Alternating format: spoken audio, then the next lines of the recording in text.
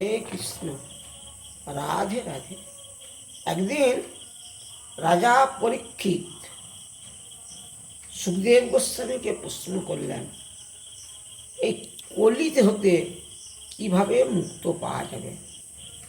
তখন সুখদেব গোস্বামী রাজা পরীক্ষিতকে বলছেন, কলিতে 3 ভাগ অধর্ম হলেও ধর্ম কিন্তু একপাদ।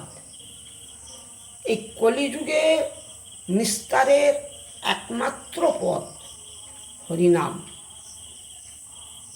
হরিনামই সম্বল। কোনো ব্যক্তি যদি সারা দিন 24 ঘন্টা এক মনে হরিনাম জপ করে, এক দিবসের মধ্যেই তিনি ভগবানের কৃপা পাবে।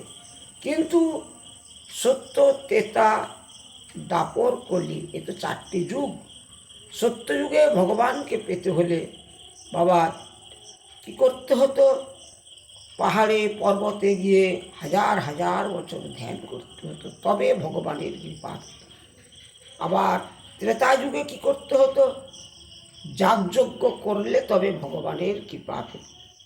আবার দাপর যুগে কি হলো না, দাপর যুগে পূজা অর্চনা করলে তবে ভগবানের কৃপা পাওয়া যেত। কিন্তু বাবা কলিযুগের এমন মহিমা যে নাম করলেই কলির জীব সর্বমায়া হতে মুক্ত হয়ে ভগবানের চরণ পেয়ে যাবে। হরে কৃষ্ণ, রাধে রাধে।